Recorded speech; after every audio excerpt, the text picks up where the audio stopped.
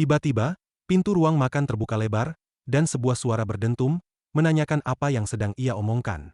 Mendengar suara saudarinya, sang tuan muda panik dan gagap menyebut nama Ping Zhao Zhao. Di depannya muncul seorang wanita cantik memukau dengan gaun elegan. Ia menarik kerah baju kakaknya dan menuntut penjelasan tentang apa yang sedang ia lakukan hari itu. Ia mendorong kakaknya ke samping dan berbalik ke manajer, mengumumkan bahwa keluarga Ping akan berinvestasi 2 miliar di Hotel Shenwei. Manajer begitu terkejut hingga nyaris kehilangan jiwa. Seluruh ruangan dipenuhi bisikan tidak percaya. Mereka mempertanyakan 2 miliar, dan mengakui bahwa keluarga Ping benar-benar kaya raya, dan ternyata tuan muda tidak memiliki pengaruh sebesar nona muda. Namun, mereka juga bertanya-tanya siapa yang menang di ronde ini. Mengabaikan desas-desus, Ping Zhao Zhao dengan tenang menghadapi manajer, memintanya untuk mengosongkan area tersebut karena ada bisnis yang ingin ia bahas dengan Tuan Xing Wang.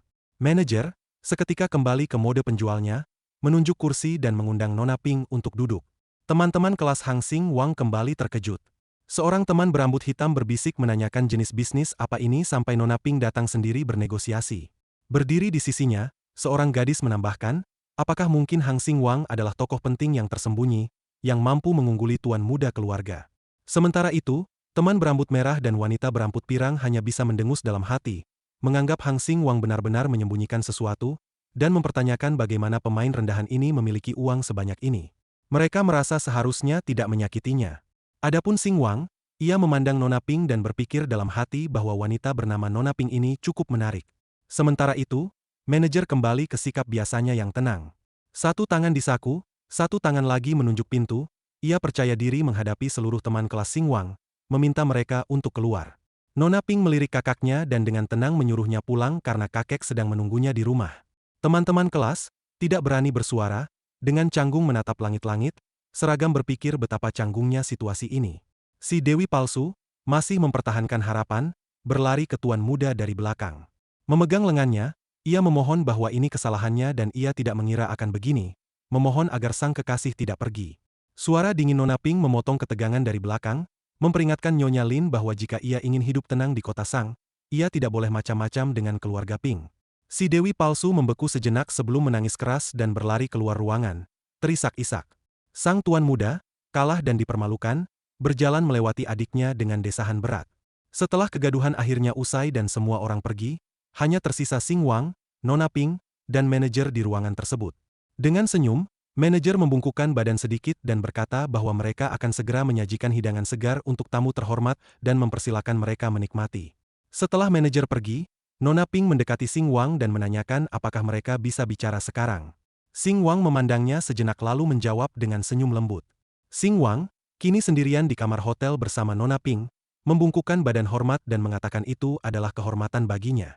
Kedua orang itu kemudian duduk di meja, saling berhadapan. Nona Ping, dengan senyum lembut dan anggun, memandang Xing Wang dan menanyakan apakah ia sudah menerima hadiah yang dikirimkan, menganggapnya hanya tanda penghargaan kecil yang tidak signifikan. Xing Wang, dengan sikap tetap tenang dan lembut, menjawab lancar bahwa ia sudah menerimanya dan berencana menyelesaikan renovasi rumah dulu, lalu berkunjung ke keluarga Nona Ping. Nona Ping, yang memegang botol anggur di tangan, menghela napas sejenak sebelum menjawab bahwa ia meminta maaf atas kejadian hari ini. Kakaknya memang selalu seperti itu, dan keluarga mengharapkannya menjaga kakaknya, tetapi ia tidak bisa mengendalikannya. Lalu ia menuangkan anggur ke dalam gelas. Ekspresinya serius namun tulus. Ia meminta maaf atas perlakuan kasar kakaknya dan memohon agar Xing Wang tidak ambil hati perkataannya.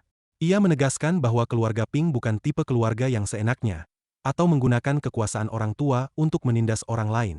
Ia tidak datang ke Hotel Shenwei untuk mengganggu Xing Wang, ia hanya tidak ingin tindakan kakaknya mencoreng nama keluarga Ping.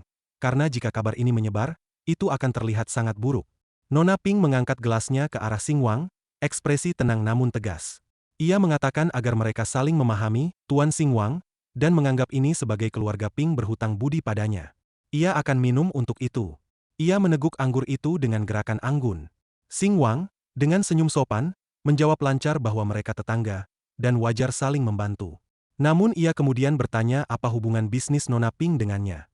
Saat menyebut bisnis, Nona Ping tiba-tiba tertawa, melambaikan tangan dengan ringan. Ia mengatakan bahwa pembicaraan bisnis hanyalah alasan. Ia tersenyum. Alasan sebenarnya adalah untuk sopan mengeluarkan semua orang, termasuk kakaknya. Ia melanjutkan bahwa mereka akan tetap di sana sekitar 2 jam sebelum pergi. 2 jam? Xing Wang membeku di tengah pikiran, keringat mengalir dari wajahnya. Ekspresinya menjadi canggung saat ia bertanya ragu-ragu apakah mereka hanya akan duduk di sana. Di dalam hati, pikirannya berputar cepat. Wanita bernama Nona Ping ini benar-benar orang yang tegas. Namun sebelum dia bisa memproses lebih jauh, Nona Ping kini memandangnya dan berkata, untuk mempersilakan duduk, atau berdiri juga terserah. Xing Wang pun menjawab dengan santai, mungkin mereka bisa mulai makan dulu. Sayang sekali kalau sampai makanan mahal ini dibuang. Nona Ping hanya tersenyum sambil memberi isyarat halus bahwa Xing Wang tidak perlu merasa sungkan. Ini memang waktu makan siangnya. Xing Wang memutuskan untuk tidak mempermasalahkan hal itu, hanya mengangkat bahu dan mulai menyantap makanan di depannya. Dan entah kenapa, ia makan dengan semangat luar biasa, seolah sudah berminggu-minggu tidak bertemu makanan seenak itu. Namun di tengah aktivitas makannya yang rakus, pikirannya mulai berbelok. Ia menyadari sesuatu. Nona Ping hanya duduk di sana, menatapnya makan tanpa berkata apa-apa. Apa dia akan terus duduk di situ sambil menonton? Di sisi lain, Nona Ping juga memiliki pemikirannya sendiri. Baginya, makanan itu terlihat enak. Dan setidaknya Xing Wang bukan tipe orang yang rewel soal makanan. Ketika Xing Wang mendongakkan kepala, matanya bertemu dengan tatapan santai Nona Ping yang mengamati tanpa ekspresi berlebihan. Sebuah sensasi aneh merambat di dalam dirinya. Ada sesuatu yang tidak bisa dia jelaskan dari sikap gadis itu. Ada rasa janggal yang sulit dijabarkan. Keheningan pun terus bergulir, menggantung di antara mereka. Sampai akhirnya Xing Wang tak tahan lagi. Ia menyerah pada tekanan yang menggelayuti udara. Dengan senyum kikuk, dia mencoba membuka percakapan. Tapi Nona Ping hanya menatapnya dengan ekspresi heran sebelum menjawab, polos dan tenang. Mereka baru saja bertemu, belum cukup kenal, dan dia tidak tahu apa yang seharusnya dibicarakan. Xing Wang menghela napas dalam hati. Apa yang dikatakan gadis itu memang masuk akal.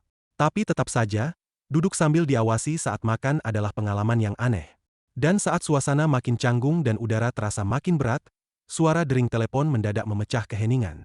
Xing Wang langsung menyambar teleponnya seperti seseorang yang baru saja mendapat pelampung di tengah lautan. Ia mengangkatnya sambil menunjukkannya sekilas pada Nona Ping, sebagai isyarat bahwa ia harus menerima panggilan itu. Tanpa menunggu reaksi, ia segera menjawab, suaranya berubah ceria dalam sekejap. Dari seberang, suara riang lainnya menyapa, bertanya di mana dia berada. Temannya baru saja menyelesaikan urusan bisnis dan kini sedang parkir di bawah. Wajah Xing Wang seketika berubah sumringah, seperti orang yang baru saja memenangkan undian besar. Ia menjawab cepat, menyebutkan bahwa ia ada di suite lantai 2. Dalam pikirannya, gelombang kelegaan menerjang tanpa ampun. Panggilan itu datang seperti penyelamat. Ia merasa hampir menggali lubang saking tak nyamannya suasana tadi. Xing Wang bergegas menuju pintu, bersiap untuk melarikan diri. Sambil melangkah maju, ia menoleh ke Nona Ping, memberikan isyarat bahwa temannya telah tiba, lalu segera keluar, meninggalkan Nona Ping dan suasana canggung di belakangnya. Saat Xing Wang membuka pintu, ia disambut oleh Hao Wen. Wanita itu menanyakan tentang makanan. Namun, begitu melihat Nona Ping di dalam ruangan, ekspresinya langsung berubah menjadi kebingungan total. Ia mempertanyakan mengapa hanya ada mereka berdua, padahal seharusnya itu adalah acara reuni kelas. Nona Ping menyipitkan matanya sesaat, seolah memikirkan sesuatu. Kemudian, dengan anggun dan tenang, ia mendekati pintu. Ia memberitahu bahwa ada urusan lain, lalu beranjak keluar dari ruangan. Xing Wang dan Hao Wen pun terdiam. Sama-sama terkejut. Xing Wang bertanya-tanya dalam hati, bukankah mereka seharusnya baru pergi 2 jam lagi? Di sisi lain, Hao Wen berpikir, mengapa Nona Ping langsung pergi setelah ia datang? Menepis pikiran-pikiran itu, keduanya duduk di meja. Setelah beberapa saat, wanita itu menatap Xing Wang, masih diliputi kebingungan. Ia bertanya di mana yang lain dan apakah Nona Ping adalah teman sekelasnya. Xing Wang menghela napas pendek dan menjelaskan kepada Hao Wen, bahwa Nona Ping bukan teman sekelasnya dan cerita hari itu cukup panjang. Beberapa saat kemudian, Xing Wang menjelaskan semua yang telah terjadi. Hao Wen mendengarkan dengan seksama, dan matanya membelalak kaget saat cerita berakhir. Ia berseru bahwa makanan itu sangat mahal, mencapai 30 juta yuan per porsi, dan ia belum pernah makan semahal itu. Tanpa ragu, ia segera mengambil sumpit dan mulai makan, berpikir akan lebih sayang jika tidak menghabiskan semuanya. Sambil mengunyah, ia bergumam dengan canggung bahwa orang kaya benar-benar seenaknya memperlakukan uang. Xing Wang tertawa canggung, keringat tipis muncul di dahinya. Ia berkelakar bahwa Hao Wen akan sering mengalami hal seperti itu bersamanya. Lalu dengan lancar beralih ke topik bisnis, menanyakan kabar dari klien. Ekspresi Hao Wen langsung berubah antusias. Ia mengabarkan bahwa kesepakatan merchandise untuk live streaming sudah final, dan komisi yang didapat bahkan lebih baik dari perkiraannya. Ia mengangkat satu jari, semakin bersemangat, menjelaskan bahwa mereka telah memilih beberapa streamer yang fokus pada penjualan merchandise karena strategi itu sedang tren. Ia juga sudah menghubungi beberapa penulis ternama untuk membuat naskah iklan pendukung. Mendengar semua itu, Xing Wang merasa bangga. Sambil tersenyum cerah, ia mengutarakan bahwa dulu mempekerjakan Hao Wen hanya sebagai streamer adalah membuang bakatnya. Hao Wen terdiam sejenak, mengenang masa lalu ketika ia hanyalah streamer biasa yang tidak pernah dihargai. Ia teringat kritik dan kesulitan yang hampir membuatnya putus asa. Ia bergumam dalam hati bahwa tanpa kondisi keluarga, siapa yang mau hidup di ambang batas sebagai streamer? Seolah tersadar, ia berdiri dan menatap Xing Wang dengan hormat.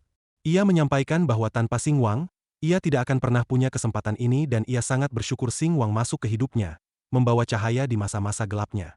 Ia memandang Xing Wang dengan penuh penghargaan, suaranya syarat emosi, mengutarakan bahwa Xing Wang telah menunjukkan bahwa ia bisa menjadi lebih dari sekadar streamer genit. Ia bisa menjadi seseorang yang punya makna di hati orang-orang, seorang direktur yang dihormati mitra dan merek. Duduk di hadapannya, senyum Xing Wang nampak makin lebar. Ia mengatakan kepada Hao Wen bahwa itu baru permulaan, masa depannya akan terus bersinar cerah, dan ia berharap mereka bisa terus bekerja sama untuk meraih kesuksesan yang lebih besar lagi. Bersamaan dengan itu, ia mengangkat gelas anggurnya dan mengajak Hao Wen untuk bersulang, berseru untuk sukses. Hao Wen, dengan senyum cerah, mengangkat gelasnya dan mengetuknya dengan milik Xing Wang, membalas seruan untuk kemitraan yang sukses. Xing Wang tersenyum dan mengulanginya. Xing Wang dan Hao Wen kembali menikmati makanan mereka, tertawa sambil makan. Xing Wang tertawa di tengah suapan, mengatakan bahwa makanan itu harus tetap dimakan karena sangat mahal. Hao Wen yang sedang memegang mangkuk mie mengangguk setuju. Sementara itu, di luar hotel, sebuah mobil super mewah berhenti di depan pintu masuk, menarik perhatian orang-orang di sekitarnya. Bisikan-bisikan antusias menyebar di kerumunan yang memandang kendaraan ramping itu dengan takjub. Mereka menyebutnya mobil sport terbaru dengan mesin 3.8L, 6 silinder twin turbo, tenaga maksimal 650 HP, dan bahkan model dasarnya saja berharga lebih dari 3 juta yuan. Seorang pria bertanya pada temannya apakah ia juga menyukai mobil. Temannya menghela napas pasrah, menanyakan apakah ia terlihat mampu membeli itu. Keduanya saling pandang dengan ekspresi kecewa. Tiba-tiba, seorang pria flamboyan dengan rambut disisir rapi berwarna kuning dan rantai emas tebal keluar dari mobil. Sekelompok gadis di dekat situ langsung terpesona, berbisik bahwa sopirnya tampan dan cara ia membuka pintu mobil terlihat keren. Pria itu menikmati perhatian yang didapatnya, tersenyum sombong, memperbaiki postur tubuhnya, lalu mengarahkan pandangannya ke pintu masuk hotel, menunggu Hao Wen. Tak lama kemudian, Hao Wen keluar dari hotel. Dengan penuh semangat, pria itu langsung memanggil, "Hao Wen, betapa kebetulan bertemu di sini." Namun Hao Wen bahkan tak menoleh ke arahnya. Ia langsung berjalan melewatinya, dan hanya berkata datar sedang apa dia di sini. Mendengar Hao Wen sepenuhnya mengabaikan sapaannya, kepercayaan diri Zhang Wencheng sedikit terpukul, namun ia cepat pulih. Ia menyampaikan bahwa ia tahu tentang pergantian pekerjaan Hao Wen, dan tidak masalah ia keluar dari Meo Group. Ia menawarkan bantuan dana jika startup Hao Wen membutuhkan, dan bertanya kemana Hao Wen akan pergi, menawarkan untuk mengantar. Akhirnya Hao Wen melihat ke arahnya, tapi hanya sekilas. Ekspresinya penuh kekecewaan. Ia menolak, menyampaikan ada urusan lain. Namun Zhang Wencheng salah menafsirkan situasi, malah membusungkan dadanya. Ia berkata akan menunggu di luar dan mengajak Hao Wen makan dan mengobrol setelah selesai. Hao Wen tertawa canggung lalu mulai berjalan ke tepi jalan, menolak lagi dengan ucapan terima kasih. Zhang Wencheng mengertakkan gigi, frustrasi mulai memenuhi hatinya. Ia mengeluh telah berusaha sebegitu lama, dan tidak sedikit pun diberi muka. Ia mengepal erat rahangnya, berpikir bahwa ia sudah janji pada teman-temannya bulan ini pasti bisa menaklukkan Hao Wen, tapi sekarang malah ditolak bahkan sebelum mulai. Ia bertanya-tanya apakah ia membawa mobil sport 3 jutanya sia-sia. Namun, tepat saat Zhang Wencheng sedang mencoba memulihkan egonya yang terluka, sesuatu yang lain terjadi. Dari arah lain, Xing Wang dengan santai datang menggunakan skuter listrik. Ia berhenti di depan Hao Wen dan bertanya apakah itu teman Hao Wen. Hao Wen menunjuk Zhang Wencheng dan menjelaskan dengan santai bahwa itu adalah Zhang Wencheng, penggemar nomor satunya, yang sering mengirim gift saat ia live streaming dulu di Meo Group. Xing Wang mengulurkan tangannya pada Zhang Wencheng dengan senyum sopan, memperkenalkan diri sebagai rekan kerja Hao Wen. Lalu tanpa jeda, ia langsung berbalik ke Hao Wen, menanyakan apakah mereka akan berangkat. Hao Wen tidak ragu sedikit pun. Berjalan ke arah sekutir Xing Wang dan mengangguk setuju. Sebelum pergi, ia sempat melirik ke belakang pada Zhang Wencheng, dan berkata akan pergi duluan. Dan dengan begitu, Xing Wang dan Hao Wen pergi bersama naik skuter listrik, meninggalkan Zhang Wencheng yang berdiri terpaku dalam diam. Saat mereka menghilang jauh, Zhang Wencheng dengan kesal bergumam dan bertanya, skuter listrik. Lalu, saat frustrasinya benar-benar menguasai, ia marah-marah menuju mobil sportnya. Ia menyebut Xing Wang pecundang, berani-beraninya bersaing dengannya memperebutkan seorang wanita dengan skuter listrik buruk itu, dan bertanya apakah Xing Wang tidak pernah melihat cermin. Dengan keras, ia menutup pintu mobilnya, lalu mengeluarkan ponsel dan menekan sebuah nomor. Ia bergumam bahwa pacarnya jarang pergi dinas, dan ia punya 2 hari libur yang sayang jika disia-siakan. Telepon tersambung, dan suara dari ujung sambungan menyapa, menyampaikan bahwa ia mengingat dirinya.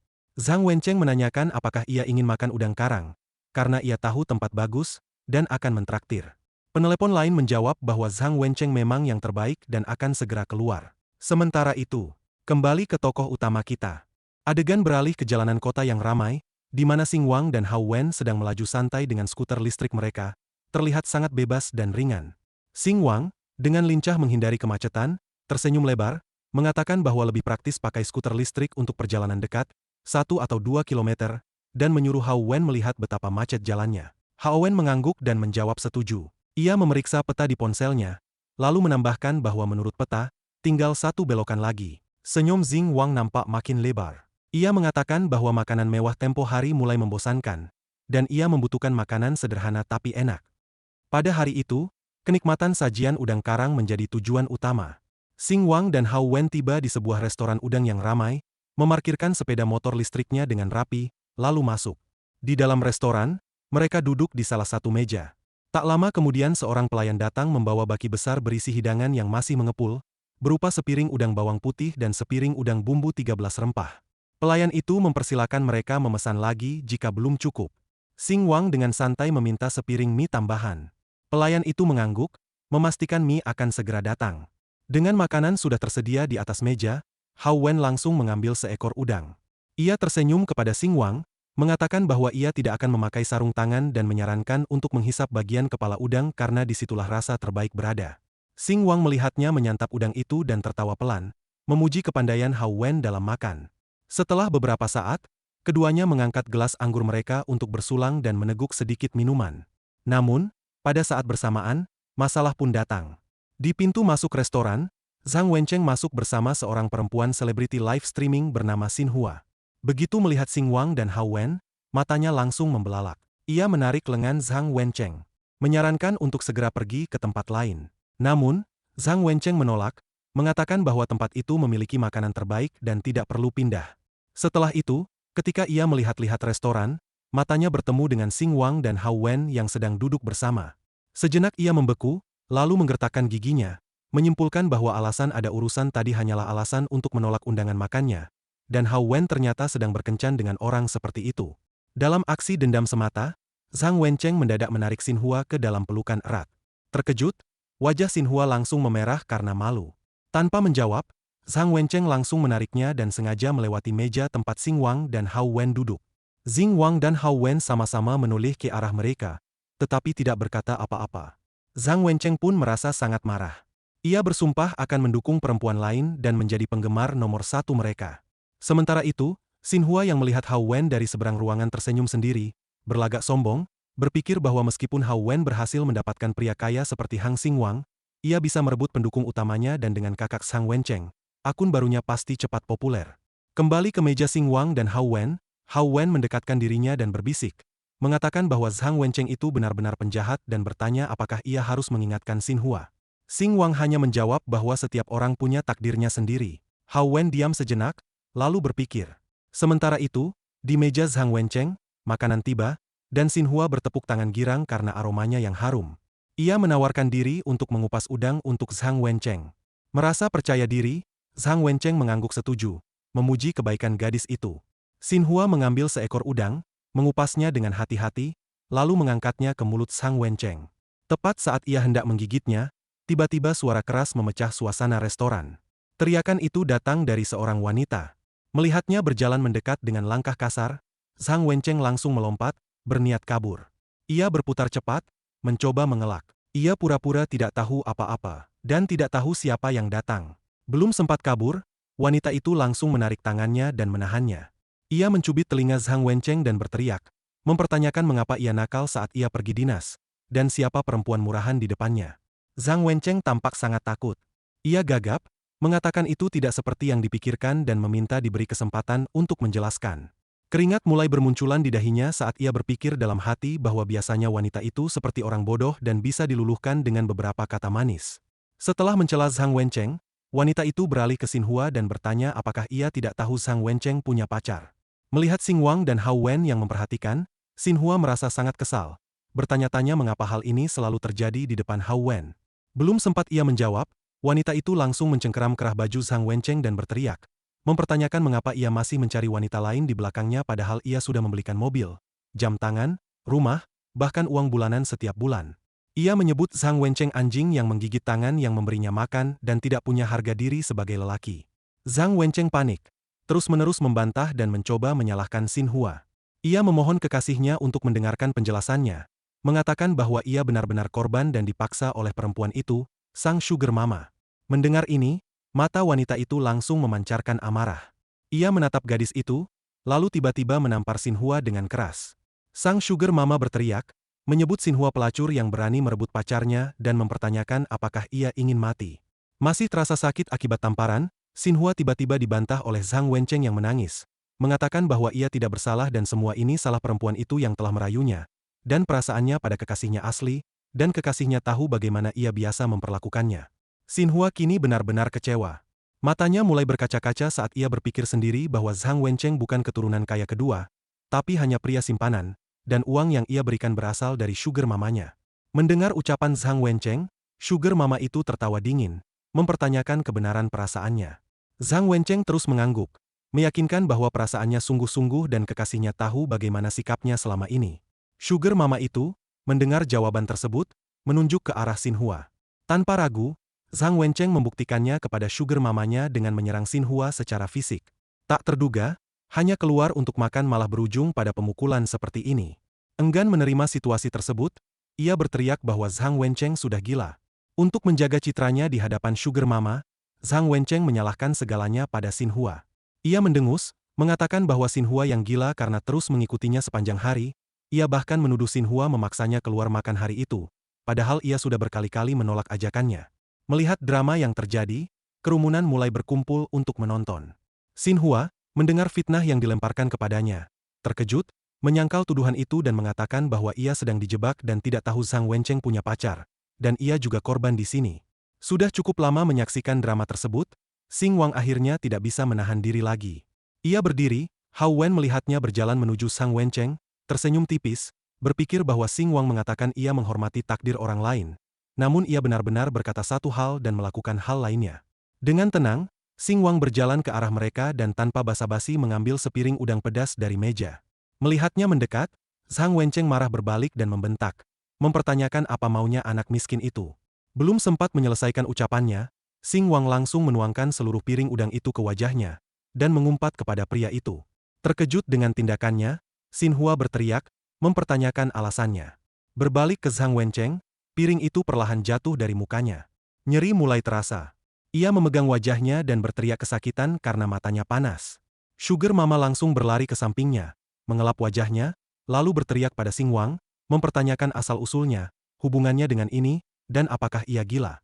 Xing Wang berdiri dengan tangan disilangkan dan berkata dengan tegas, menyebut mereka berdua penjahat dan meminta sugar mama untuk mengatur pria simpanannya agar tidak mengganggu pandangan orang lain. Menghadapi ucapan dan aura Xing Wang, sugar mama hanya bisa tergagap. Ia berpikir dalam hati mengapa rasanya Xing Wang benar. Di sisinya, Zhang Wencheng, setelah membersihkan saus dari matanya, mengancam Xing Wang dan akan balas dendam. Dengan tatapan santai, Xing Wang menggaruk telinganya dan menjawab bahwa ia benar-benar ingin tahu bagaimana Zhang Wencheng akan balas dendam dan ia menantikannya. Xinhua yang duduk di lantai berpikir bahwa ia akan menonton apa yang dilakukan Xing Wang dan tidak bisa menahan diri untuk bertanya-tanya mengapa Xing Wang melindunginya, bahkan rela melawan orang lain, padahal dulu ia sangat buruk padanya, dan apakah ia terlalu sentimental. Mendengar provokasi Xing Wang, Zhang Wencheng tak bisa menahan diri lagi. Ia mengambil botol bir, memecahkan bagian bawahnya, dan berteriak bahwa ia akan menghajarnya sampai mati. Dengan itu, ia menyerang Xing Wang dalam amarah yang besar. Namun Xing Wang tidak mundur. Zhang Wencheng menyerang maju dengan botol pecah. Tetapi sebelum bisa menyentuh Xing Wang, ia mendapat tendangan kuat di perut. Dampaknya membuatnya terlempar beberapa meter jauhnya sambil berteriak kesakitan. Setelah menyelesaikan masalah dengan pria jahat itu, Xing Wang berdiri dengan tangan di saku dan berkata pada Sugar Mama bahwa bagaimanapun juga, ia adalah Sugar Mama, tetapi ia bahkan tidak bisa memilih pria yang disiplin, dan bahkan anjing pun tidak akan menggigit tangan yang memberinya makan. Ia menyebut menyimpan pria seperti Zhang Wencheng lebih buruk daripada memelihara anjing. Mendengar ucapan Xing Wang, Sugar Mama hanya bisa diam. Namun pada saat itu, ia tiba-tiba justru merasa jatuh cinta padanya.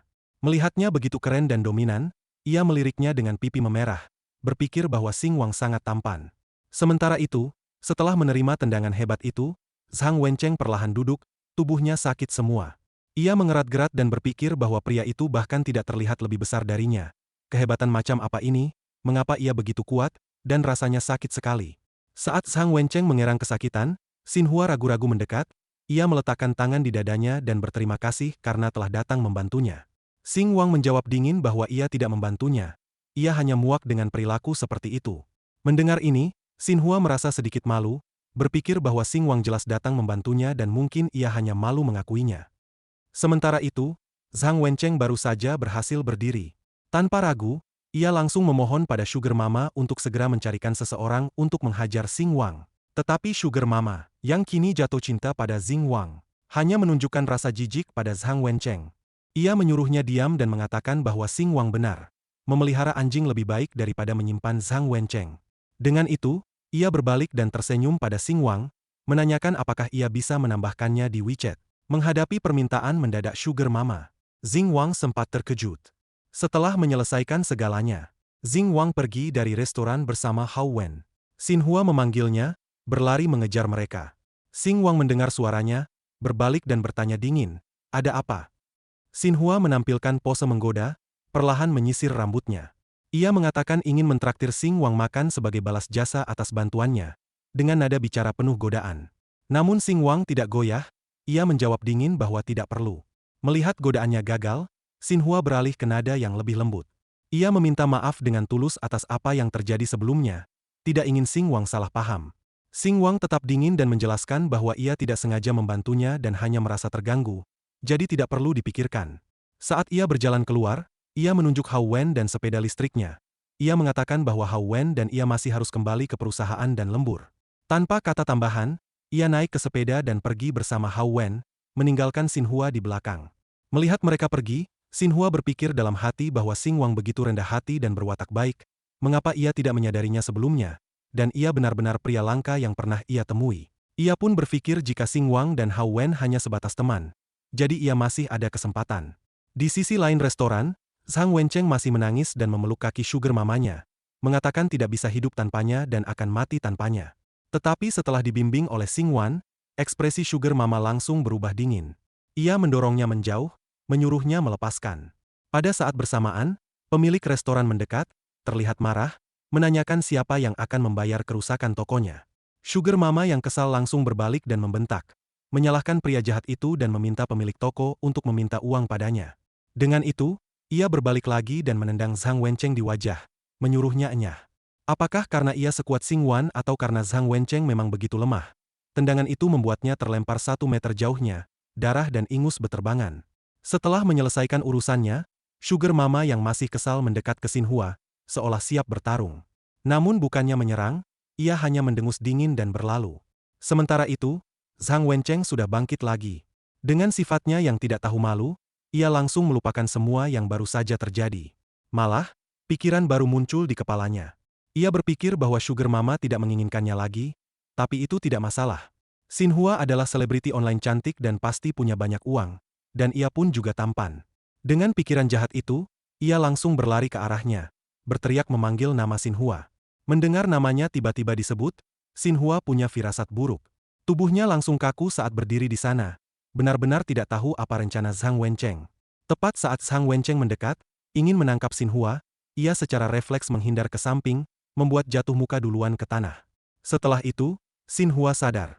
Seperti Sugar Mama, ia tidak peduli lagi dengan pria ini dan dingin berjalan melewatinya. Sebelum pergi, ia berbalik dan memperingatkan bahwa jika ia berani mengganggunya lagi, ia akan memanggil polisi. Zhang Wencheng akhirnya kehilangan segalanya. Untuk menyelamatkan situasi, Zhang Wencheng berbaring terlentang di tanah, meraih dengan memilukan, mengakui kesalahannya. Kembali ke kantor, Hao Wen masih memikirkan kejadian tadi dan akhirnya bertanya pada Xing Wang tentang campur tangannya di restoran kepiting. Xing Wang menjelaskan bahwa ia melihat Zhang Wencheng sudah mengganggu Hao Wen beberapa kali sebelumnya, dan ia ingin menghilangkan ancaman tersembunyi bagi Hao Wen.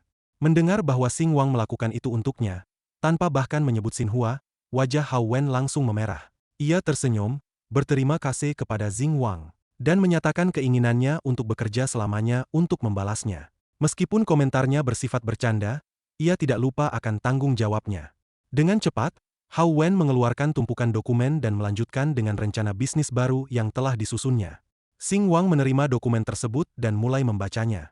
Di belakangnya, Hao Wen menambahkan bahwa akun sosial media mereka sudah berkembang, tetapi hanya melakukan siaran langsung terlalu monoton. Ia sedang memikirkan cara memanfaatkan tren film pendek saat ini dengan mengajak para pembuat konten TikTok untuk membuat segmen film pendek. Hao Wen melanjutkan, menjelaskan bahwa ini juga akan membantu dalam pengembangan karakter IP. Meskipun film pendek mungkin hanya menghasilkan laba kecil di awal, potensi pendapatannya sangat besar. Selain itu, bisa digunakan sebagai syarat dalam penggalangan dana. Ia menanyakan pendapat kepada Xing Wang. Xing Wang, mendengar penjelasan itu, mulai menghitung dalam pikiran bagaimana ia bisa membuat perusahaan yang membayar semua ini sambil tetap mendapat keuntungan. Setelah selesai berpikir, ia berkata santai bahwa jika ide itu bagus, mereka bisa melakukannya. Ia meminta mereka membuat 10 film percobaan dan mengatakan akan membayar semuanya sendiri. Hao Wen terkejut, mempertanyakan mengapa, karena masih ada uang di rekening perusahaan. Belum sempat ia selesai bicara, Xing Wang langsung memotong dengan alasan buatan bahwa tidak baik menggunakan dana perusahaan untuk bisnis baru karena risikonya terlalu besar, sehingga ia akan menggunakan uang pribadinya saja. Hao Wen justru semakin bingung, mempertanyakan mengapa lebih berisiko jika Xing Wang menggunakan uang pribadi. Namun Xing Wang tetap pada pendiriannya, mengatakan tidak apa-apa karena uang itu memang untuk dibelanjakan dan tidak bisa dibawa mati. Dengan itu, ia langsung mengeluarkan ponselnya dan mentransfer dananya tanpa ragu-ragu. Tepat setelah itu, momen yang ditunggu-tunggu akhirnya datang. Notifikasi sistem muncul, menyatakan bahwa tujuan utama host adalah berbagi beban perusahaan dan berinvestasi dengan uang pribadi, yang merupakan tindakan yang sangat mulia. Sistem sangat terharu hingga meneteskan air mata, memberikan hadiah 5,55 juta yuan dan mendoakan bisnis baru Xing Wang berkembang pesat. Membaca notifikasi itu, Xing Wang menghela napas lega, bersyukur ia bertindak cepat karena kalau tidak, ia pasti akan kehilangan hadiah mudah sebesar 5,55 juta yuan itu. Pada saat yang sama, Hao Wen menerima notifikasi transfer tersebut. Belum sempat ia bereaksi, Xing Wang sudah meletakkan tangannya di bahu Hao Wen, mengatakan ia harus pulang dulu karena rumahnya masih direnovasi dan meminta Hao Wen untuk tidak kerja terlalu larut karena kesehatan adalah yang paling penting. Setelah mengucapkan kata-katanya, Xing Wang langsung pergi, meninggalkan Hao Wen yang masih terkejut. Beberapa waktu kemudian malam itu, Xing Wang sedang dalam perjalanan pulang menuju kompleks villa miliknya ketika tiba-tiba sebuah teriakan keras terdengar dari rumah di dekatnya. Seseorang memaki seorang perempuan dan menyuruhnya keluar. Mendengar suara itu, Xing Wang terkejut, bertanya-tanya siapa yang berteriak tengah malam begini dan mengapa begitu marahnya. Karena rasa penasaran, ia mengikuti arah suara tersebut untuk melihat apa yang terjadi. Yang mengejutkan, ternyata yang menangis dan merintih adalah seorang wanita cantik, yang disebut-sebut sebagai Dewi, sedang berdiri di depan Tuan Muda Ping. Wanita itu menangis, mempertanyakan kebohongan janji pernikahan Tuan Muda Ping. Tuan Muda Ping memandangnya dingin, bertanya apakah ia ingin menikahinya karena cinta atau karena uang. Ia menyuruh wanita itu menghentikan hubungan mereka karena ia tidak ingin kehilangan saham keluarga Ping karena wanita itu. Setelah itu, ia menampar wajah wanita itu keras dan berteriak akan memanggil keamanan jika ia tidak pergi sekarang. Setelah menerima tamparan keras, wanita tersebut jatuh ke tanah sambil menjerit. Namun meskipun begitu, ia tidak menyerah. Ia cepat bangkit dan terus menangis, mempertanyakan alasannya. Tepat saat itu, sebuah tangan yang membawa sapu tangan mencoba membantunya.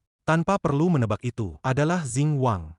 Entah karena iba atau alasan lain, ia kembali turun tangan untuk membantunya. Jiang Ran, terkejut sejenak, cepat menerima sapu tangan itu dan bertanya apakah Xing Wang datang ke sana hanya untuk melihatnya dipermalukan seperti itu. Xing Wang menariknya berdiri dan menjawab bahwa Jiang Ran terlalu banyak berpikir dan ia hanya kebetulan lewat sana. Jiang Ran curiga, lalu bertanya mengapa ia lewat di daerah elit itu. Xing Wang menunjuk villa yang sedang direnovasi di seberang jalan, menjelaskan bahwa rumah barunya sedang direnovasi, jadi ia datang untuk memeriksanya. Mendengar ini, ekspresi Jiang Ran berubah secara mendadak. Ia terkejut dan tak percaya dengan apa yang didengarnya, menanyakan apakah itu adalah rumah baru dan villa itu dibeli oleh Xing Wang. Melihat reaksi Jiang Ran, Xing Wang tersenyum tipis, mengatakan bahwa itu rumahnya dan ia bisa dibilang membelinya. Jiang Ran langsung teringat betapa santainya Xing Wang menghabiskan uang di restoran sebelumnya, bahkan berani melawan Tuan Muda Ping secara sejajar. Sekarang, ia bahkan membeli seluruh villa. Dalam 2 tahun saja, ia menjadi begitu sukses. Bagaimana bisa? Ia bertanya-tanya apakah Xing Wang sebenarnya adalah pewaris kaya. Baru saja pikiran itu terlintas di benaknya, Jiang Ran langsung beralih ke mode dewinya. Dengan mata berkaca-kaca, ia membawa kembali kenangan masa kuliah mereka, menanyakan apakah Xing Wang masih marah padanya. Menghadapi ekspresi memilukan Jiang Ran, Xing Wang sempat terdiam, bertanya-tanya mengapa ia harus marah. Baru saja ia mencoba memproses perubahan nada bicara Jiang Ran yang tiba-tiba, Jiang Ran melanjutkan, mengatakan bahwa dulu waktu kuliah, Xing Wang mengejarnya cukup lama, tapi ia bahkan tidak pernah mau berbicara baik-baik dengannya, dan orang-orang selalu menertawakan Xing Wang karena itu. Ia menanyakan apakah Xing Wang masih menyimpan dendam soal itu dan menyatakan ia sangat senang. Telah memperkirakan situasi ini sebelumnya, Xing Wang langsung menjaga jarak dan melambaikan tangannya, mengatakan bahwa Jiang Ran salah paham. Melihat reaksinya yang tidak sesuai skenario, Jiang Ran terkejut, mempertanyakan mengapa. Ia buru-buru menjelaskan dengan canggung bahwa ia tidak bermaksud buruk, hanya ingin menjelaskan sesuatu. Memahami maksud tersiratnya, Xing Wang tersenyum dingin dan melambaikan tangannya tanpa peduli, mengatakan lupakan saja karena ia rasa itu tidak perlu. Penolakan tegasnya langsung memicu notifikasi sistem. Notifikasi muncul, menyatakan bahwa host telah menolak menjadi anjing penjilat lagi, kemauan kuat serta transformasi lengkapnya sangat tampan. Hadiah sebesar 1 juta yuan diberikan. Terkejut atas pujian dari sistem, Xing Wang tiba-tiba merasa semakin semangat. Bahkan dalam hati ia memberikan jempol pada sistem, bertanya-tanya apakah ini termasuk rejeki tak terduga dan jika menolak orang dengan tegas juga dapat hadiah. Berarti ia harus mulai menolak orang lebih keras lagi. Beralih kembali pada Jiang Ran, Xing Wang sudah menyampaikan sikapnya dengan sangat jelas. Namun, alih-alih mundur, Jiang Ran justru semakin nekat. Ia mendekat lagi, menempelkan tubuhnya pada lengannya sambil berbisik, mengatakan masih banyak hal yang ingin ia katakan dan menanyakan apakah Xing Wang bisa mendengarkannya seperti dulu. Merasa kesal, ia langsung menarik lengannya dan berteriak, menyuruhnya menjaga jarak karena laki-laki dan perempuan harus menjaga jarak. Ia mengambil napas panjang dan berkata keras, mengatakan bahwa ia hanya hormat kepada Jiang Ran karena mereka satu alma mater. Tetapi jika Jiang Ran berpikir ia masih memiliki perasaan padanya, Jiang Ran salah besar. Ia mengakui bahwa dulu ia memang menyukainya, tetapi bukan berarti ia akan selalu seperti itu. Notifikasi sistem muncul, menyatakan bahwa host telah berbicara dari lubuk hati yang paling dalam, dan pengakuan bahwa dulu ia adalah anjing penjilat sangat menyentuh. Menjadi anjing penjilat hanyalah fase dalam perjalanan host. Ia melanjutkan dengan tegas, mengatakan bahwa Jiang Ran diusir oleh Tuan Muda Ping dan kehilangan kesempatan menjadi istri Tuan Muda keluarga Ping. Sekarang Jiang Ran ingin beralih perhatian kepadanya dan bertanya apakah ia sehina itu. Ia menjelaskan bahwa dulu ia memang menyukai Jiang Ran karena benar-benar mencintainya. Tetapi itu masa lalu, cinta itu sudah berakhir, dan masa depan itu sekarang. Apakah ia masih belum mengerti? Ia mengakui bahwa Jiang Ran menikmati proses ketika ia masih menyukainya. Tetapi dulu ia buta karena cinta dan sekarang ia tidak mencintai Jiang Ran lagi, sehingga Jiang Ran tahu apa artinya baginya. Xing Wang tersenyum dengan sinis. Pandangannya penuh rasa hinaan murni, dan dia menganggap bahwa Jiang Ran cuma sehelai rumput. Mendengar penolakan tersebut, Jiang Ran benar-benar terdiam. Ia tidak bisa merangkai balasan apapun. Tetapi Xing Wang tidak tertarik membuang waktu lagi dengannya. Ia telah melepaskan semua rasa frustrasi yang bertahun-tahun tertahan. Dengan itu, ia berbalik dan pergi, meninggalkan Jiang Ran yang hanya bisa berdiri terpaku. Xing Wang berbalik dingin, berpikir dalam hati bahwa Jiang Ran harus belajar lebih rendah hati dan jangan terlalu membanggakan diri sendiri. Namun saat ia berjalan pergi, notifikasi sistem lainnya muncul. Notifikasi itu menyatakan bahwa aksi host berbalik dan pergi sungguh gagah perkasa, sampai ia pun tidak bisa menahan decak kagum, memberikan hadiah 10.000 yuan. Xing Wang bertanya-tanya apakah hanya dengan bersikap seperti itu, ia bisa menghasilkan uang dan berpikir bahwa sistem ini benar-benar tahu cara menghargai kualitas. Tanpa ragu, Xing Wang melangkah masuk ke dalam villa. Di belakangnya, Jiang Ran tetap diam, memandang punggung Xing Wang dengan tatapan harapan yang belum sepenuhnya hilang. Beberapa saat kemudian, di dalam rumah, ruangan gelap dan dingin. Ia tidak menyalakan lampu. Setelah melalui pasang surut emosi hari itu, ia merasa sepenuhnya lelah. Ia menjatuhkan dirinya di sofa, berharap bisa beristirahat sejenak. Belum sempat ia menutup mata, ponselnya tiba-tiba berdering. Merasa kesal namun terlalu lelah untuk mengabaikannya, Jiang Ran mengambil ponsel dan menjawab dengan suara lesu. Di ujung sambungan, temannya, Lila, terdengar sangat bersemangat, mengabarkan berita mengejutkan. Jiang Ran mendesah dalam-dalam, tanpa minat, meminta Lila untuk cepat menyampaikan. Suara Lila penuh dramatis, mengatakan bahwa Jiang Ran benar-benar beruntung, bahkan rencana cadangannya menjadi jackpot. Mendengar itu, pikiran Jiang Ran yang mengantuk langsung terjaga, menanyakan maksud Lila. Lila melanjutkan dengan antusias, menanyakan apakah Jiang Ran belum dengar. Ia memberitahu bahwa belakangan ini ada orang kaya raya yang terus trending di media sosial. Seseorang yang rajin mengirimkan ratusan hadiah roket dan ribuan gift di platform live streaming. Dan orang itu ternyata punya harta miliaran yuan. Mendengar ini, Jiang Ran sedikit mengerutkan kening, mengatakan bahwa ia bukan seorang streamer.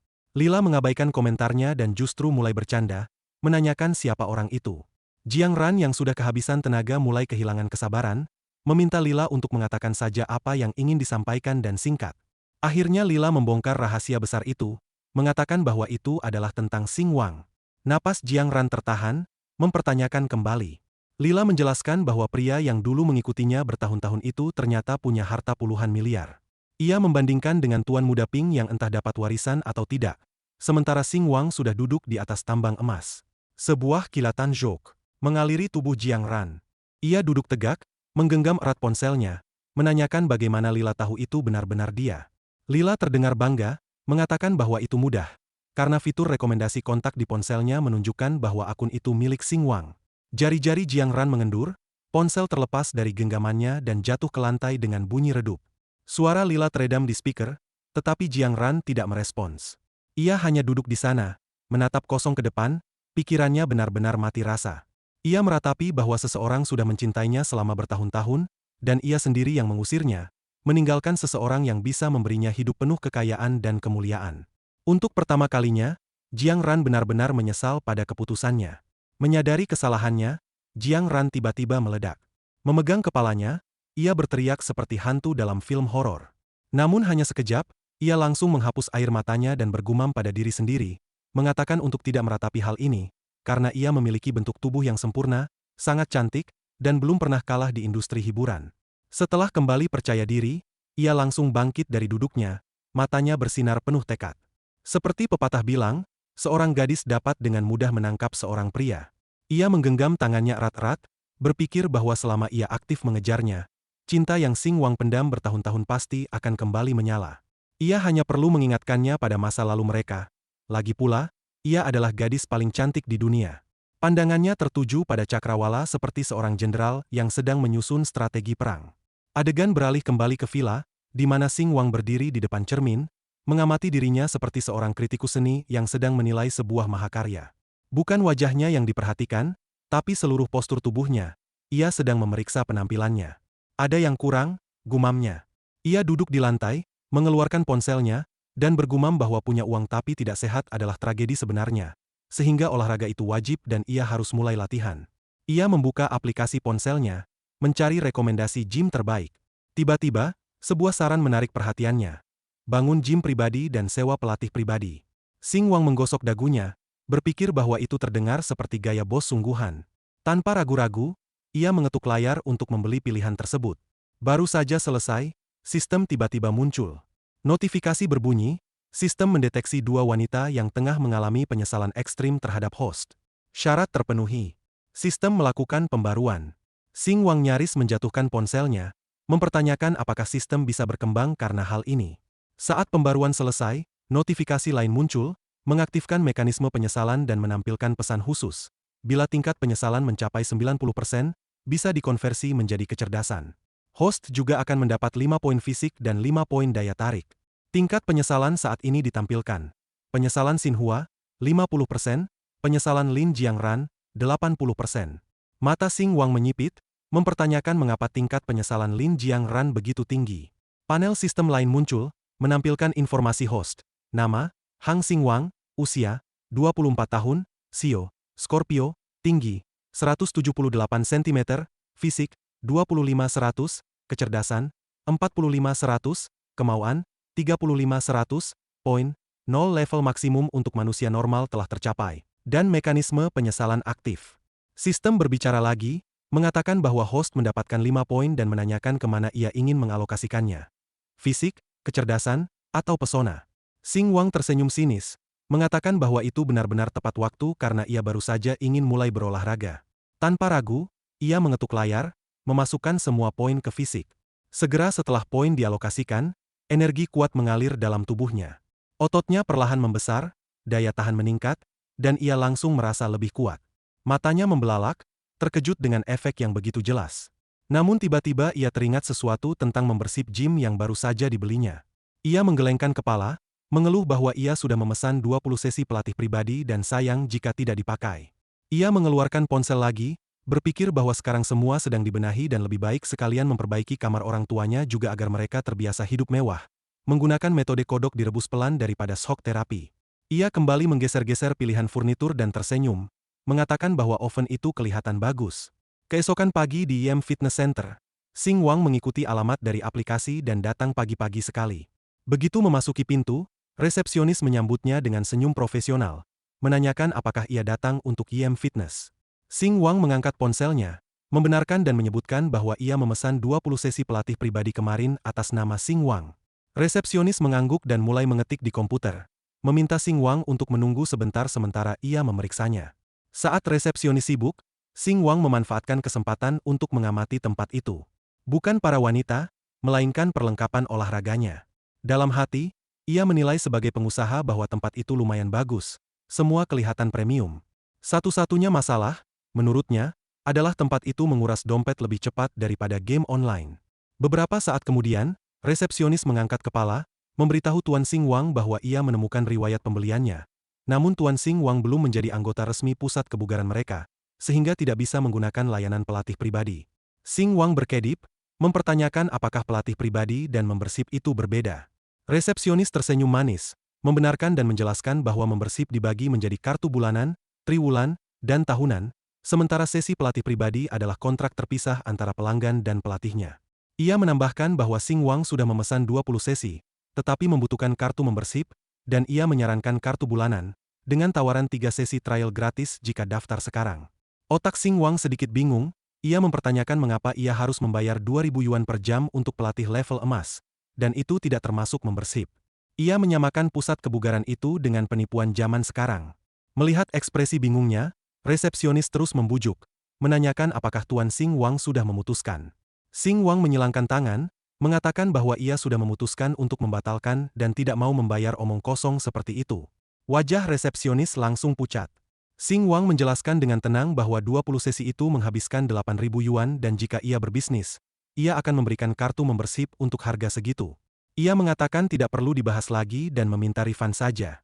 Resepsionis tidak ingin kehilangan pelanggan, mengatakan bahwa itu kebijakan perusahaan dan mereka memperlakukan semua pelanggan sama, dan meminta Tuan Xing Wang untuk mempertimbangkan lagi. Xing Wang menggelengkan kepala, mengatakan ia sudah mempertimbangkan dan jawabannya tetap tidak.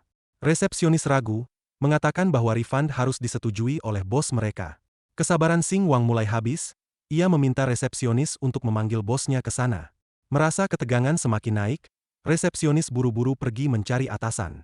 Xing Wang berdiri di meja resepsionis, tangan disilangkan. Suasana hatinya mulai buruk.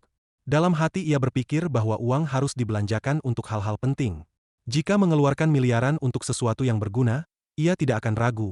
Tetapi jika hanya membuang 100.000 untuk omong kosong, ia tidak akan membiarkannya. Tepat saat itu, sistem tiba-tiba muncul. Notifikasi berbunyi, pandangan host terhadap uang sangat benar. Seseorang tidak boleh mentoleransi ketidakadilan finansial. Sistem sangat mengagumi Anda dan memberi hadiah. Xing Wang menyipitkan matanya ketika notifikasi menampilkan hadiah 1 yuan. Bertanya-tanya apakah itu trofi partisipasi. Sejenak kemudian, resepsionis kembali, kali ini membawa seorang pria berotot dengan ekspresi sombong. Melihat Xing Wang, pria itu tersenyum lebar. Xing Wang langsung mengenalinya dan berpura-pura terkejut, menanyakan apakah Wang Tairan adalah bosnya. Wang Tairan, 27 tahun, mantan ketua OSIS sekolah mereka, adalah anak kaya yang jelas tidak unggul dalam moralitas. Setelah lulus, ia malah tetap nongkrong di sekitar sekolah, dan menggoda anak-anak SMA. Wang Tairan menyeringai, mengatakan bahwa Xingwang adalah yang memesan 20 sesi pelatih pribadi, dan ia tidak menyangka bisa melihat Xingwang di sana. Ekspresi Xingwang datar, mengatakan ingin membatalkan. Wang Tairan tertawa kecil, bertanya apakah Xingwang merasa rugi karena sudah menghabiskan uang sebanyak itu. Xingwang menjawab curiga, ia menebak bahwa Wang Tairan tidak ingin mengembalikan uangnya. Wang Tairan menyeringai, mengatakan itu hanya 80.000 yuan dan itu bukanlah apa-apa, karena mereka kenal ia ingin mengobrol sedikit. Xingwang diam. Wang Tairan melanjutkan, menanyakan apakah Xingwang belum tahu jika Gao Yuan bekerja di sini. Ia berteriak ke dalam, memanggil Gao Yuan untuk keluar sebentar karena Xingwang datang dan mereka lama tidak bertemu. Lalu menambahkan bahwa Gao Yuan terkadang masih menyebut dirinya. Mendengar itu, Xingwang masih tetap diam. Tepat saat itu, sebuah suara jernih terdengar, membuat keduanya menoleh. Gao Yuan muncul, ia keluar dengan ekspresi terkejut.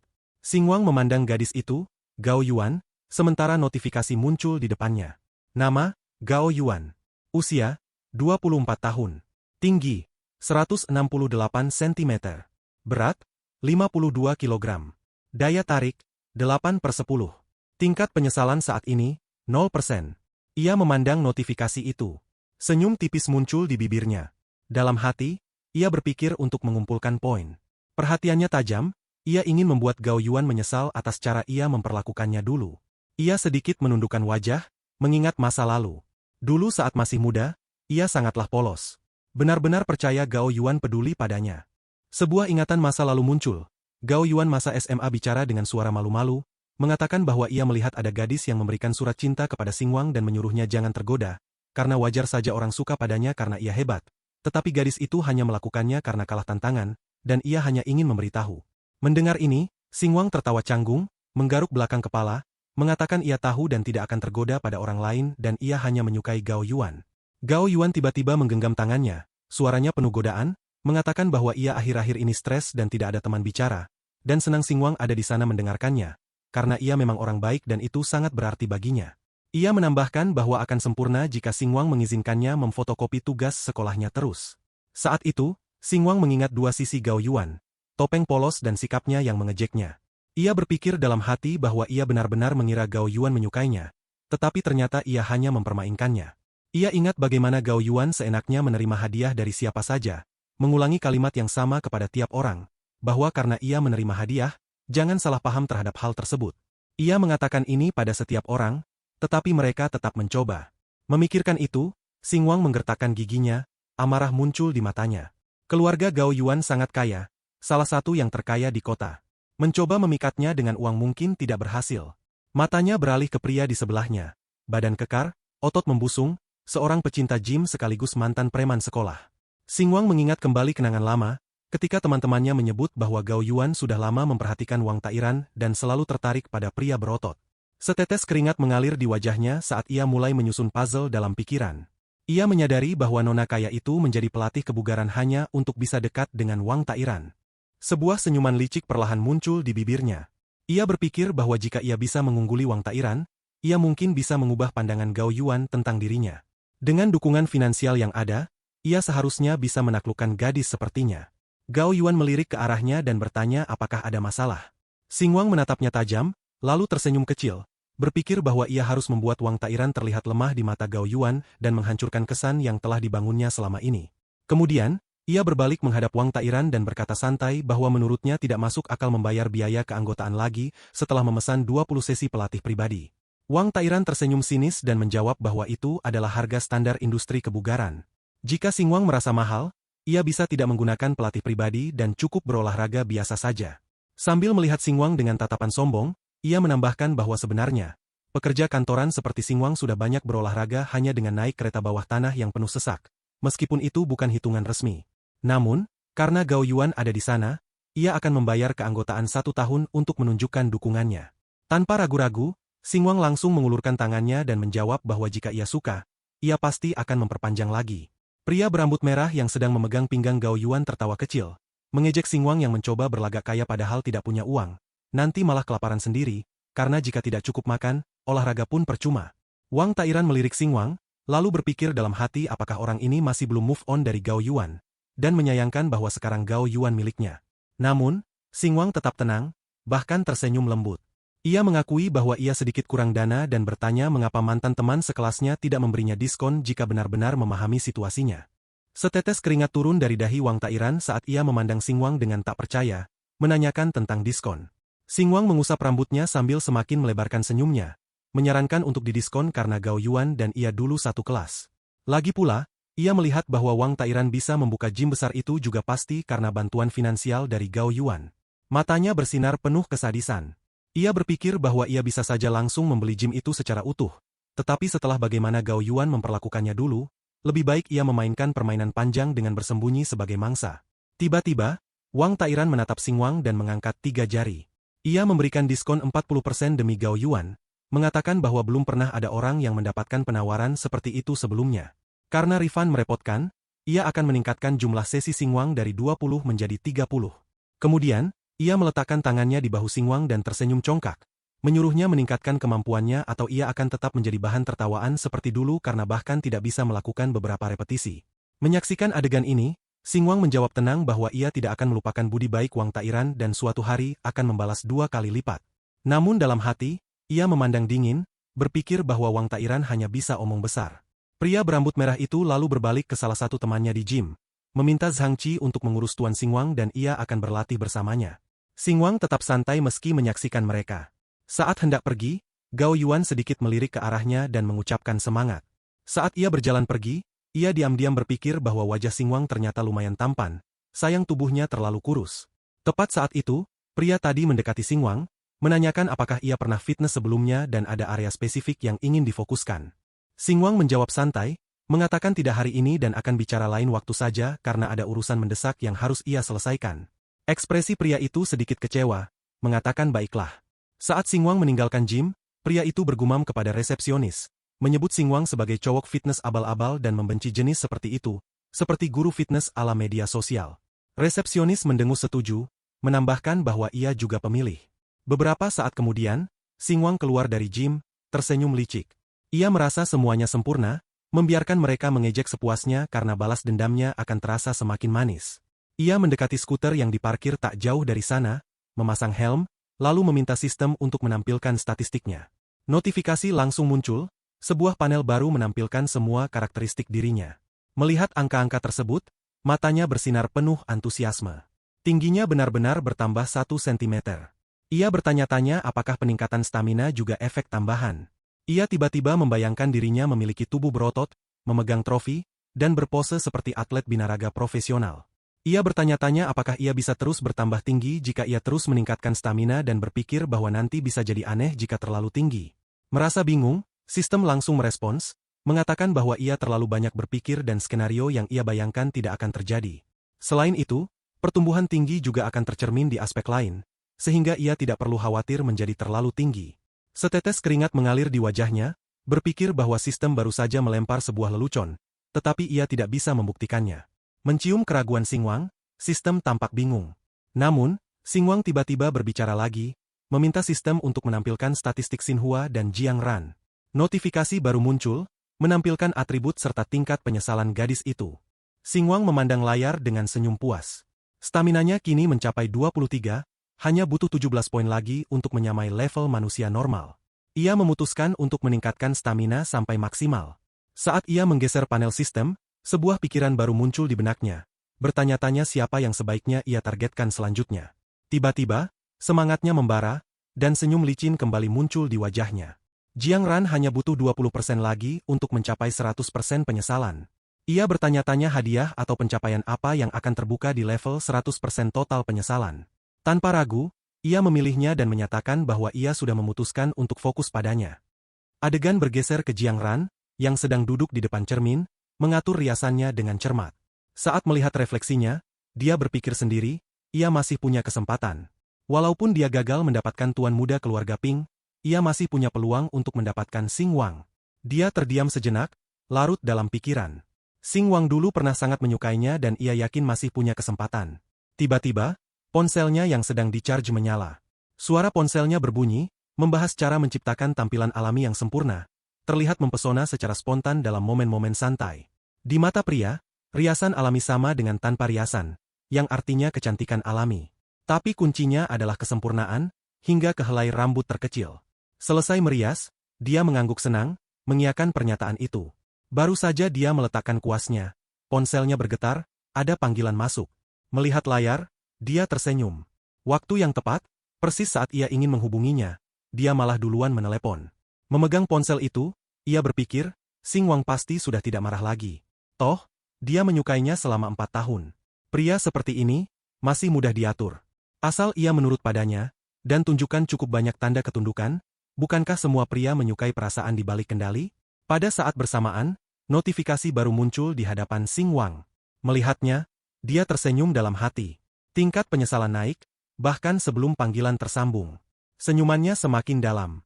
Jadi terlalu bersemangat itu tak bekerja. Jiang Ran memang menikmati dikejar daripada harus mengejar. Melihat kembali ke arah Jim, dia berpikir. Dulu, ia tertarik padanya karena mirip dengan Gao Yuan. Itu adalah cinta pada pandangan pertama. Tak pernah menyangka akan terlibat sedalam ini. Hampir saja melupakan Gao Yuan sepenuhnya. Tapi kemudian, kekecewaan terlintas di wajahnya. Ia menghabiskan bertahun-tahun menjadi simpanan perasaan. Hanya untuk sadar, Jiang Ran bahkan tak suka tipe sepertinya. Saat itu, panggilan tersambung. Suara Jiang Ran terdengar dari telepon. Xing Wang menanyakan apa yang terjadi. Dengan senyum, Xing Wang menjawab bahwa tidak terlalu penting. Hanya, dia berhenti sejenak, berpikir, mari kita uji sesuatu. Di saat bersamaan, Jiang Ran juga bertanya-tanya apakah dia akan mengajaknya kencan. Lalu, dengan seringai sinis, dia menyuruh Jiang Ran untuk mengingat mengembalikan tisu yang dipinjam hari itu untuk menghapus air matanya. Sunyi, Jiang Ran membeku, benar-benar terkejut. Dia bahkan tak tahu harus bereaksi bagaimana, haruskah tertawa, menangis, atau berpura-pura. Yang bisa dia lakukan hanyalah bingung, mempertanyakan maksudnya. Xing Wang langsung memutuskan panggilan setelah bicara. Hampir seketika, 2 notifikasi baru muncul di hadapannya. Ia adalah host yang tak romantis, memutus begitu cepat, begitu blak-blakan. Sistem terkejut ringan dengan isi pembicaraan. Hadiah dari sistem, 666 yuan sebagai penghargaan. Xing Wang menatap notifikasi itu dengan kosong, mempertanyakan hadiah macam apa itu. Di ujung sana, Jiang Ran menatap ponselnya dengan bingung. Ia mempertanyakan tentang tisu, siapa yang bahkan mengembalikan tisu yang dipinjam. Duduk di depan cerminnya, dia mengatur postur, meletakkan tangan anggun di pipinya dengan ekspresi pemikiran. Ia menyimpulkan bahwa Xing Wang pasti ingin bertemu, tapi malu untuk mengatakannya secara langsung. Sebuah senyuman percaya diri merekah di wajahnya. Itu pasti alasannya. Bukankah dulu di kampus dia memang begitu? Wajahnya tiba-tiba memerah karena pikiran barunya. Jangan-jangan dia punya fetis aneh. Ekspresinya menjadi canggung saat dia ragu, berpikir bahwa itu tidak mungkin. Ia bertanya-tanya apakah Xing Wang menyukai barang-barang yang terkena cairan tubuhnya. Dengan pikiran itu, dia mengambil tisu dari kotaknya, menggosokkannya ringan ke kulitnya, lalu mengangguk pada dirinya sendiri, berpikir bahwa ini hanya sesuatu dengan cairan tubuhnya saja. Sementara itu, saat Xing Wang mengendarai skuternya, notifikasi baru muncul. Melihatnya, dia mengangkat alis. Lalu, realisasi datang. Ini seperti ketika para Simpson, simpanan perasaan, senang saat gebetannya bilang sudah punya pacar, tapi dalam versi terbalik. Dengan seringai, dia menggelengkan kepala, berpikir bahwa para Simpson akhirnya tak mendapatkan apa-apa.